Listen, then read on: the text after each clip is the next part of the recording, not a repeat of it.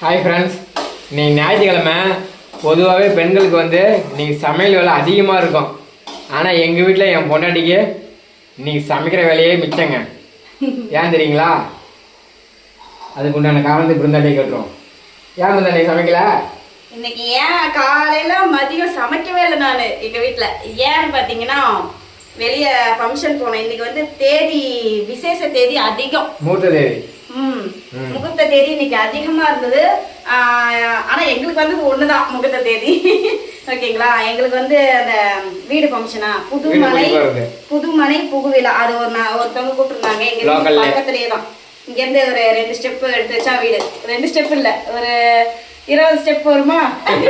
சுமார் 2 நிமிஷத்துல போயிடலாம். பக்கத்து தெருன்னு வச்சுக்கலாம். தெரு தான், ரோட்லயே வீடு. நல்லா சூப்பரா கட்டியிருந்தாங்க.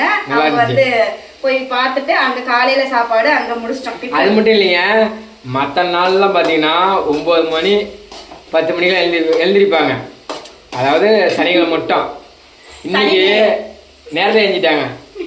7 மணி இல்லை 7 மணி எழுந்திட்டாங்க. அந்த ஃபங்க்ஷன் போகணுமே அப்படின்னு பல்லு வளர்க்குறாங்க. மற்ற நாள் காலை போட ஒரு மணி பல்லு வளர்க்குவாங்க. சமைச்சு முடிச்சுட்டு பிள்ளைங்களாம் ஸ்கூலுக்கு அனுப்பிச்சு விட்டு அப்ப சமைக்கிற வேலை இருக்கும், அப்புறம் பிள்ளைங்களை அனுப்புற வேலை இருக்கும். அதுக்கப்புறம் பல்லு வரைக்கும் நான் அப்புறம் சாப்பிடுவேன். இன்னைக்கு ஏஞ்சோடனே சரி விசேஷம் தான், சமைக்கிற வேலை இல்ல, சமைக்கிற வேலை இல்ல, அங்க போய் சாப்பிடணும்ல. அப்புறம் ஏஞ்சோடனே பல்லு வலிக்கிட்டு டக்கு டக்குன்னு குளிச்சுட்டு டக்குன்னு ரெடி பண்ணிட்டு கிளம்பியாச்சு. 7:30 மணிக்கு எழுந்திரிச்சோம். 8 மணிக்கெல்லாம் கிளம்பிட்டோம். போயிட்டு ஃபங்க்ஷன் முடிச்சுட்டு காலையில டிஃபன் அங்கே சாப்பிட்டோங்க. அப்புறம் மதியம் ஒரு ஃபோனு. வீட்டுக்கு வந்துட்டோம். ஃபங்க்ஷன் முடிச்சுட்டு வீட்டுக்கு அப்பதான் உட்காரோம். உடனே 2-3 ஒரு ஃபோன் வீட்லயே வச்சுட்டு போயிட்டோமா. 4-5 கால் வந்திருந்தது. யாரு என்னன்னு ஃபோன் பண்ணி கேட்டாரு. இவர் எது என்ன சொன்னாங்கன்னா, எங்களுக்கு விளம்பரம் பண்ணி கொடுங்க, பிரியாணி கடை ஓபன் பண்ணிருக்கோம், இன்னைக்கு ஆஃபர் போட்டிருக்கோம், இன்னைக்கு தான் ஆஃபர். ஆனா இன்னைக்கு தான் கூப்பிட்டாங்க. ஆனா ஆஃபர்னா ஒரு 5 நாளைக்கு முன்னாடியே கூப்பிட வேண்டியதானா? இன்னைக்கு ஆஃபருக்கு இன்னைக்கே கூப்பிடுறீங்க, சரி விளம்பரம் மட்டும் பண்ணி கொடுங்க கடையை அப்படின்னு சொல்லி கூப்பிட்டாங்க. அப்புறம் சரி மதியத்துக்கு பிரியாணி அங்க முடிவு பண்ணிட்டாங்க. உடனே இந்த போன் கால் வரும். அப்ப பிரியாணி மதியத்துக்கு சாப்பிட்டுக்கலாம். சமைக்க தேவையில்ல, சமைச்சாலும் அப்புறம் வேஸ்ட் தானே. அதனால சமைக்க வேணாமான்னு கேட்டா சமைக்க வேணான்ட்டாரு. அப்புறம் மதியம் பிரியாணி, சிக்கன் பிரியாணி. அதுவும் என்ன ஆஃபர்னு பாத்தீங்கன்னா, சிக்கன் பிரியாணி ஒரு பிரியாணி வாங்கினா 4 kilo chicken chilli chicken free. ஒரு பிரியாணிக்கு 4 கிலோ சில்லி சிக்கன் ஃப்ரீன்னு சொல்லி போட்டிருந்தாங்க. சூப்பர்னு சொல்லி அப்புறம் போய் அங்கே சாப்பிட்டு அதை வீடியோ எடுத்தோம். அப்புறம் நாளைக்கு வாங்க, இன்னைக்கு கவனிக்க முடியல, நாளைக்கு கொஞ்சம் கடையெல்லாம் ரெடி பண்ணிடுறோம் அப்படின்னு சொல்லி அவங்க கூப்பிட்டாங்க. அது மாதிரி போயிட்டு இருந்தாங்க. காலையில சாப்பாடு இங்கே, மதியம் பிரியாணி. இந்த மாதிரி 2 வேளையும் சமைக்கல. நானே இப்போ நைட்டுக்கு தான் சமைச்சிட்டு இருக்கேன். சிம்பிளா சாப்பாடு இங்கே பாருங்க, சாப்பாடு வச்சுட்டேன். அப்புறம் தக்காளி தொக்கு. இது என்ன பண்ணிட்டேன் தெரியுமா? கொஞ்சமா தக்காளி தொக்கு செய்யலாம்னு சொல்லிட்டு ஃபர்ஸ்ட் தக்காளி அரைச்சி ஊத்திட்டேன். அப்புறம் உப்பு ஜாஸ்தியா போட்டேன். அப்புறம் இன்னும் ஒரு 4-5 தக்காளி அரைச்சி திருப்பி உப்பு போட்டு கொஞ்சம் அதிகமா செஞ்சுட்டேன். சரி, அப்புறம் முடிஞ்சது வேலை.